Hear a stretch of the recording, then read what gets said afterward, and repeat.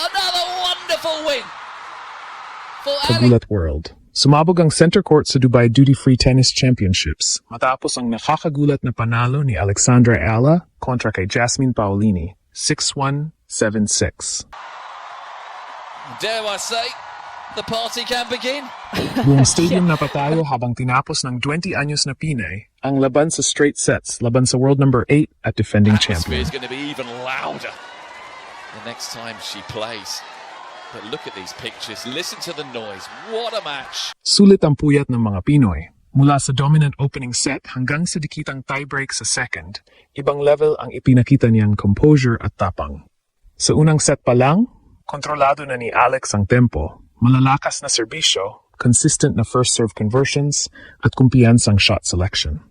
Sa second set, nagpakita si Paolini ng resistance, pero sa crucial moments ng tiebreak, mas naging kalmado at precise ang Filipina. Ito na ang ikatlong beses na natalo niya ang isang top 10 player sa kanyang career. At unang ganitong milestone ngayong 2020. Susunod niyang haharapin si Sorana Cirstea sa round of 16. Pero higit pa sa scoreline ang kwento. Galing si Alex sa ranking rebound pabalik sa number 41.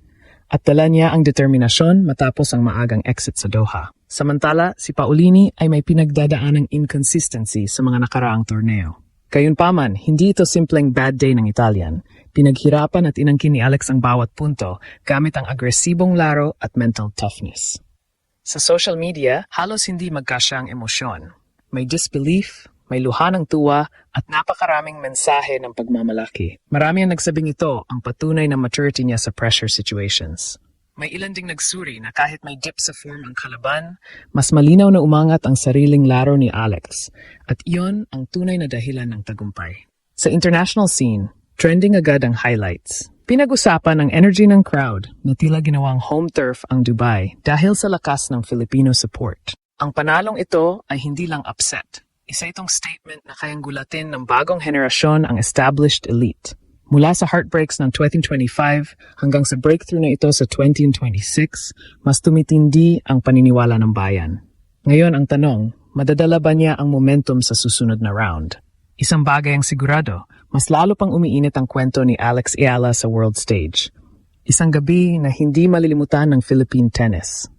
Sa gitna ng matinding sigawan sa center court ng Dubai Duty Free Tennis Championships, ibinagsak ni Alexandra Ayala ang world number 8 na si Jasmine Paolini sa dominanteng 6-1, 7-6, 5 performance. Isang straight sets victory laban sa defending champion at agad nagliyabang social media sa reaksyon ng fans mula Dubai hanggang Pilipinas. Sa opening set pa lang, malinaw na may kakaibang intensity si Alex. Agresibo ang returns, malinis ang ball striking, at kontrolado ang rallies.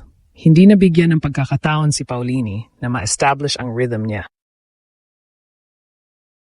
Ang serbisyo ni Alex ang naging sandata. Sunod-sunod na malalakas na aces at mataas na conversion rate sa first serve ang nagbigay sa kanya ng maagang advantage.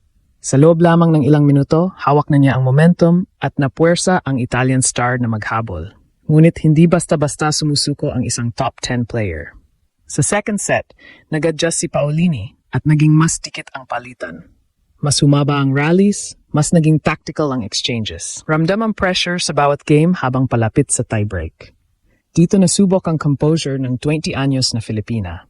Sa halip na mataranta, naging mas kalmado si Alex, pinili ang tamang shots, naging maingat sa unforced errors, at ipinakita ang maturity na lampas sa kanyang edad.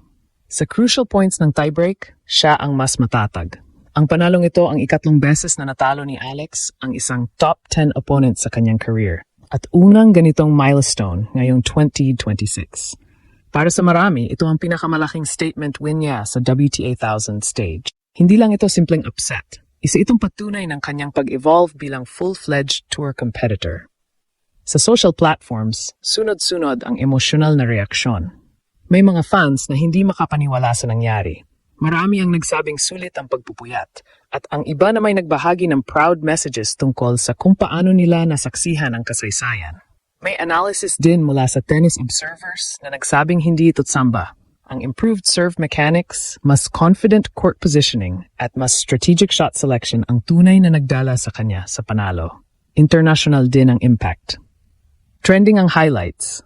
Lalo na ang crowd energy na tila ginawang home court ang Dubai dahil sa lakas ng Filipino presence. Ang tagpong ito ay nagbigay diin sa lumalaking impluensya ng Southeast Asian athletes sa global tennis landscape. Mula sa setbacks ng nakaraang season hanggang sa breakthrough na ito, malinaw ang trajectory. Pataas, ang laban na ito ay hindi lamang panalo sa scoreboard. Ito ay simbolo ng resilience, preparation, at belief. At habang papalapit ang round of 16, mas lalo pang tumitindi ang tanong, ito na ba ang simula ng mas malalim na run para kay Alex sa Dubai? Matapos ang explosive victory laban kay Jasmine Paolini sa Dubai Duty Free Tennis Championships, mas lumalim ang usapan tungkol sa ibig sabihin ng panalong ito para kay Alexandra Ayala. Hindi lang ito basta upset.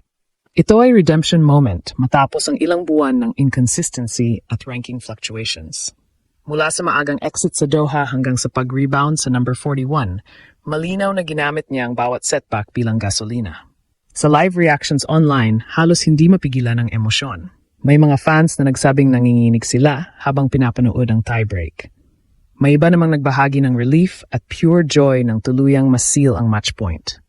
Para sa marami, ito ang patunay na kaya niyang mag-step up sa pinakamalalaking stage.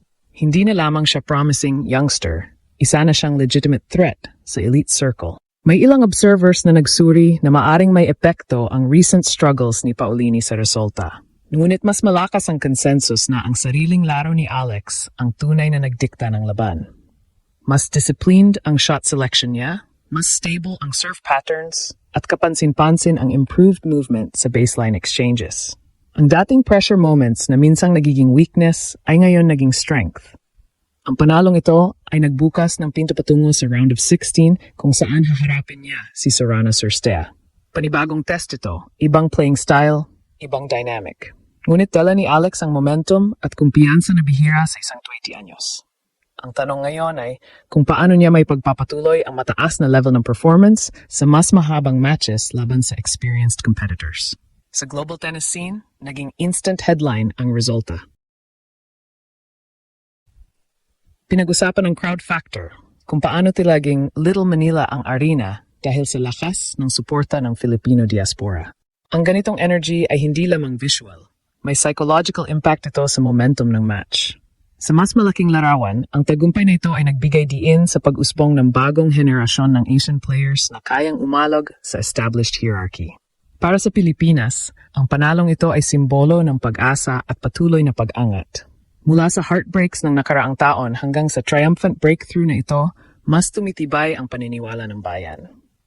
Ngayon, papasok si Alex sa susunod na round na may dalang mas mabigat na spotlight. Momentum ba ang magtutulak sa kanya sa mas malalim na run o panibagong hamon ang haharapin niya? Isang bagay ang malinaw, ang kwento ni Alexandra Ayala sa Dubai ay hindi pa tapos at ang mundo ay patuloy na nakamasid.